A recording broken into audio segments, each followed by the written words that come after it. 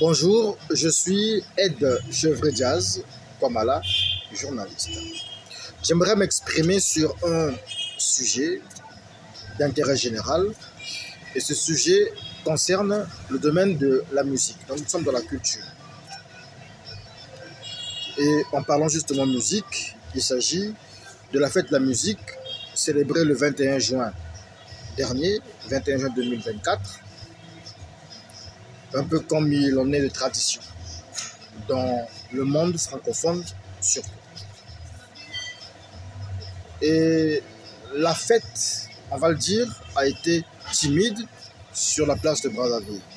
De tradition, on se rappellera une certaine époque, je pense qu'en 2016, la fête de la musique a été célébrée avec éclat sur l'avenue de la Paix, avec l'association des sapeurs, l'association de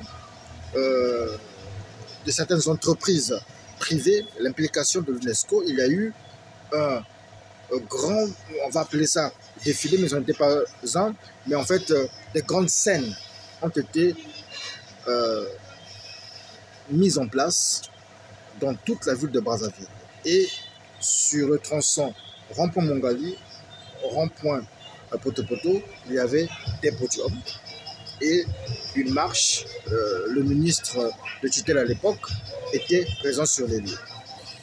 Il y a eu bien d'autres célébrations aussi. Il y a eu des déclarations officielles, donc déclarations du gouvernement à l'occasion de la fête de la musique qui, on le rappelle, est une initiative pas forcément française parce que l'idée vient de très loin, mais le concept a été adopté, validé et relancé, mis en lumière par le ministre français de l'époque en 1982, Jacques Lang, ministre de la culture au niveau de la France. Après, il faut qu'on se le dise, cette célébration, cette fête de la musique a pris de l'ampleur.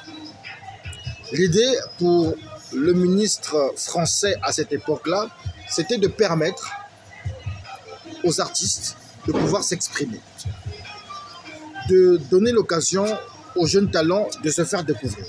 Donc chacun pouvait sortir devant sa porte avec sa guitare jouer. Comme l'État, le gouvernement, le ministère de la Culture pouvait mettre à disposition des Parisiens, des Lyonnais, en fait des Français, une scène ou des scènes quelque part pour que puisse jaillir le talent, le génie créatif des créateurs des œuvres de l'esprit dans le domaine de la musique. Et je pense qu'à cette époque-là, on ne parlait pas de cachet. Il n'y avait pas de cachet, on ne payait personne. C'est-à-dire que si tu veux jouer, tu vas jouer, on vous laisse une scène là-bas. C'était ça le principe de la fête de la musique. Et la tradition a été perpétuée, copiée, et finalement, le fait s'est institutionnalisé. Et donc, dans beaucoup de pays dans le monde, la fête de la musique est célébrée. Et vous savez que dans beaucoup de pays dans le monde, il existe, surtout dans l'espace francophone, il existe des CCF, des centres culturels français. Désormais, on dit IFC, Institut français. Institut français du Congo, Institut français du Tchad, Institut français de l'île de la Réunion, Institut français de Madagascar, Institut français. Donc, et cette tradition est appuyée en réalité par les instituts français partout où ils se trouvent. Ça, c'est un fait. Et donc, il n'y a pas d'obligation, par exemple, pour le gouvernement congolais, de célébrer absolument la fête de la musique. J'espère qu'on se comprend. Mais, puisque c'est la mode, puisque la fête est populaire, c'est une fête populaire, à mon avis, je pense que le ministère devrait disposer de scènes ici et là, ou une scène pour que les artistes s'expriment. Par exemple, à Soli la Boutansi. Par exemple, quelque part à Poto-Poto, à Dolisie, je ne sais pas où. Et cette année, le ministère de la Culture et des Arts en fait, on ne dit plus le ministère de la Culture et des Arts, le ministère de l'Industrie culturelle, touristique, artistique et des loisirs, a célébré la fête de la musique à Infondo, dans le département de la Likwala. Après, selon des sources au niveau du ministère en charge de la culture, sources non officielles, le ministre de tutelle devrait se rendre sur les lieux. C'est-à-dire que la fête de la musique devrait être célébrée à Infondo. Vous savez comment ça se passe. C'est-à-dire que le ministre et toute sa suite devaient se retrouver là-bas. Ça devait être une grande fête. Et je pense qu'il a eu problème de moyens. Et donc, la fête n'a eu que l'envergure que nous avons suivi, vu à la télévision, avec pour autorité principale le préfet du département. Mais des sources officielles au niveau du ministère de l'Industrie culturelle, touristique, artistique et des loisirs, il s'agit d'expérimenter en organisant la fête de la musique à Infondo seulement avec les artistes locaux, c'est d'expérimenter ce qui a été déjà fait par exemple au niveau de CBT avec le lancement du FESPAM. Donc, la question, l'intérêt, le projet, l'ambition pour le ministère en charge de la culture, c'est de décentraliser entre guillemets ces célébrations, de jeter les ballons d'essai ici et là pour voir comment aussi valoriser entre guillemets l'arrière-pays. Donc, source officielle, source officieuse. Mais on va sortir de l'expectative pour dire que ce soit ça ou pas. Moi, je reste formel en tant que dealer d'opinion, pas leader d'opinion. En tant que dealer d'opinion, en tant que spécialiste de la culture, dans le domaine du journalisme, en tant qu'observateur de la société, en tant qu'historien du présent,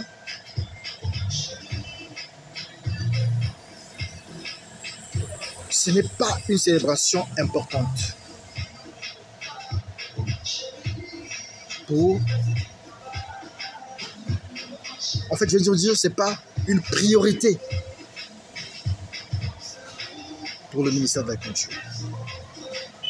Mais c'est une nécessité pour les artistes.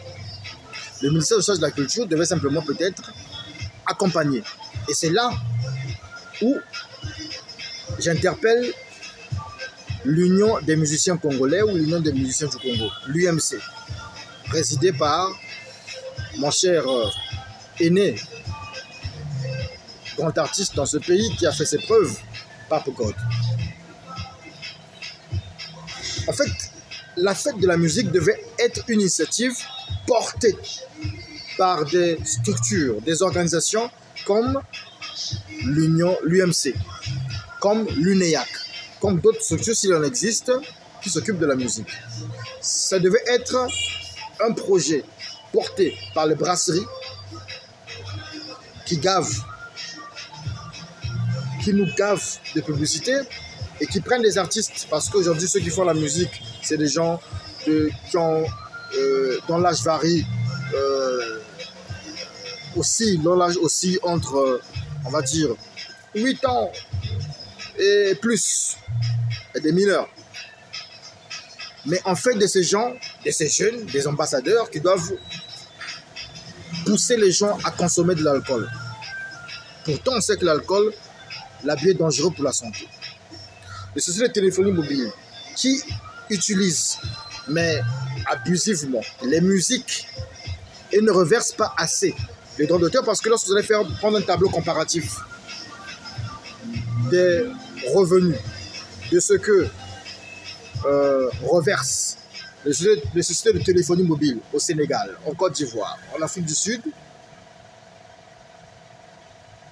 comparé à ce que reversent les structures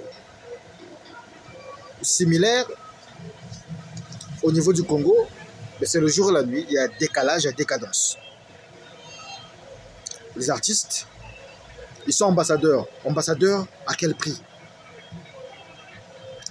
Ambassadeurs comment? Je pense qu'ils ont ces structures-là, ces sociétés-là, ces entreprises qui ont un véritable cahier de charges qui ne remplissent pas entièrement. C'est à eux de porter ces projets, genre fête de la musique. Ainsi, le ministère en charge, le ministère de tutelle, ne fait que accompagner. Ça, c'est ma façon de voir les choses. Je peux aussi me tromper. Alors, pourquoi je parle de la fête de la musique? Parce que pour moi, depuis longtemps, comme on dit en lingala, tobeta basete. Il existe la journée internationale de la musique. Elle est célébrée tous les 1er octobre. De mémoire de culturel, je n'ai jamais vécu une célébration de la journée internationale de la musique ici au Congo. Et lorsque je regarde un peu partout autour de nous, c'est une célébration, on va dire, sous-estimée, ignorée, méconnue. On n'y accorde pas assez d'importance. Pourquoi? Question. Je n'en sais rien. Et donc pour moi, il nous faut valoriser cette journée qui a été fixée, validée par l'UNESCO, qui est là aussi une initiative, j'oublie la nationalité de l'initiateur, il doit venir des pays scandinaves, mais je pense qu'il doit faire partie du Conseil international de la musique et de son initiative que l'UNESCO a fixé la journée internationale de la musique le 1er octobre. Quoi qu'il en soit, 1er octobre ou 21 juin, comment un pays comme le Congo, le 242, devrait célébrer la fête de la musique? Ce n'est pas toujours forcément de prendre des scènes, de prendre des artistes et faire jouer tout ça. Oui, la musique, ce n'est pas seulement l'expression artistique, mais c'est aussi la réflexion. Réfléchir, par exemple, pour ce qu'il en est de la rumba aujourd'hui.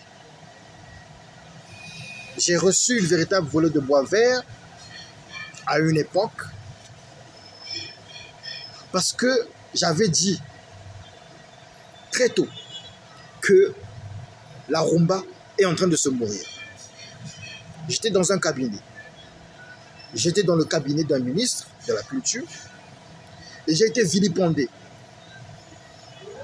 parce que j'avais dit que la rumba est en train de mourir. J'avais dit la rumba se meurt. Et ce n'est pas seulement moi. Le journaliste, lorsqu'il parle, il regarde, il vérifie, il regarde les sources, il fait des constats, il observe. Lorsque je l'ai dit, ils m'ont critiqué. Ils ont voulu aussi. C'est même des gens qui ne font même pas partie du ministère de la Culture, qui peuvent être des culturels loin, mais qui ont agi, qui ont même demandé ma tête, c'est-à-dire que je sorte de ce cabinet-là. Dieu merci, je remercie ce ministre qui, c'est vrai, hein, j'ai été entendu, parce que j'avais fait une intervention à la télévision nationale pour dire, parce que nous étions dans la bataille pour l'inscription de la rumba congolaise, et moi, en toute liberté, je n'ai pas agi sur le plateau de la télévision nationale comme membre de ce cabinet, mais j'ai intervenu sur Télé Congo comme journaliste. Et j'avais dit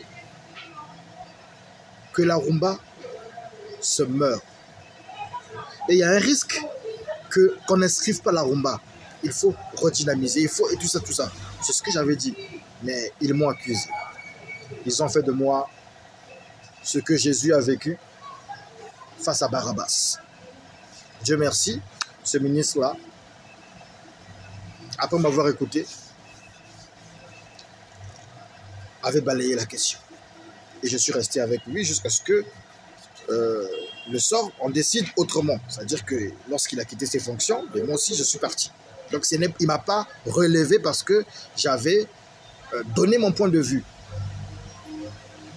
Et je le salue pour ça. C'est un esprit libre. Un grand esprit. Et aujourd'hui, le même problème se pose. Et même pire que lorsque j'en parlais. La rumba est en train de disparaître.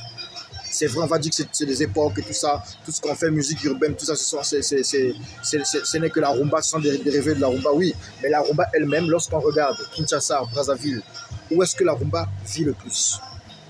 Et donc, ça devait nous interpeller. Le ministère de tutelle devrait aujourd'hui créer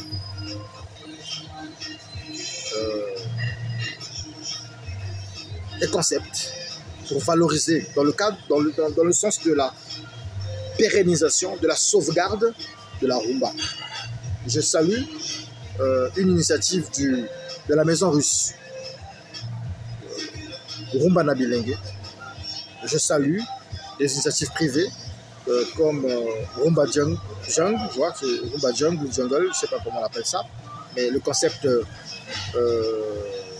du député Ferrol Ngasaki, député culturel Ferrol Ngasaki. Voilà, ce sont des projets comme ça dont on a besoin pour faire vivre la rumba, pour que la rumba ne meure pas. Le concept, par exemple, Rumba Nabilengue, c'est apprendre la rumba au tout petit.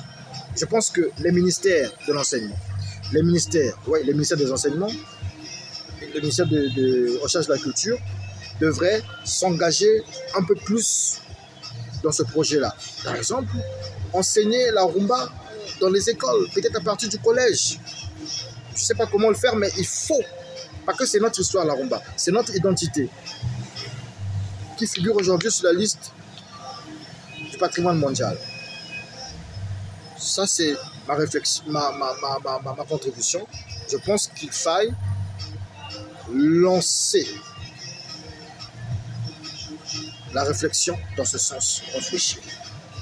Autre aspect, à l'occasion, par exemple, de la fête de la musique ou de la journée internationale de la musique, mais c'est de dire à tous ces ministères que je cite, les ministères des enseignements, le ministère de l'industrie culturelle, touristique, artistique et des loisirs, regardez ce qui se passe aujourd'hui avec les artistes musiciens. Il y a beaucoup de délinquance, assez de délinquance et même trop de délinquance dans la musique. Les voyous se reconvertissent à plein temps ou à mi-temps dans la musique. Pour moi, je ne condamne pas. C'est un grand pas. C'est donc au pouvoir public de saisir l'occasion au bon. Regardez, lorsqu'on joue au football, lorsque vous prenez les joueurs de football, ils apprennent le foot, mais en même temps, on apprend à ces gens à pouvoir obtenir des diplômes, à avoir une instruction, à être instruit. C'est ce qui manque de la musique congolaise. Les jeunes qui désœuvrent, les jeunes qui, voilà, sous l'effet de tout ce qu'on sait de nocif pour la santé et pour la cohésion et le bien-être, se réfugient dans la musique. Mais il faut prendre ces jeunes-là, les former, les outiller, donner à ces gens, apprendre à ces jeunes le sens de l'amour. Allez dans les milieux de coupé décalé, allez dans les milieux du hip-hop, vous pourrez trouver des mauvaises graines, mais on n'interdira pas à ces gens de faire la musique, on accompagnera ces gens. Mais qui doit accompagner ces gens? Il existe des ONG dans ce pays. Il existe des gouvernants. Donc, le ministère en charge de la jeunesse, le ministère en charge de l'instruction civique, le ministère en charge de l'industrie culturelle, le ministère en charge, les ministères en charge des enseignements peuvent bien regarder cette question. Parce que la musique transmet des valeurs. La musique transmet des émotions, la musique transmet des messages. Mais quel message? Quand l'émetteur est une pourriture, quand l'émetteur n'est pas instruit, quand l'émetteur est dans la violence. Mais qui écoute la musique aujourd'hui? Qui écoute la musique aujourd'hui? Ce sont nos enfants. Ce sont nos petits-enfants. Nous avons écouté une certaine musique. Nous avons écouté une certaine musique. Et donc,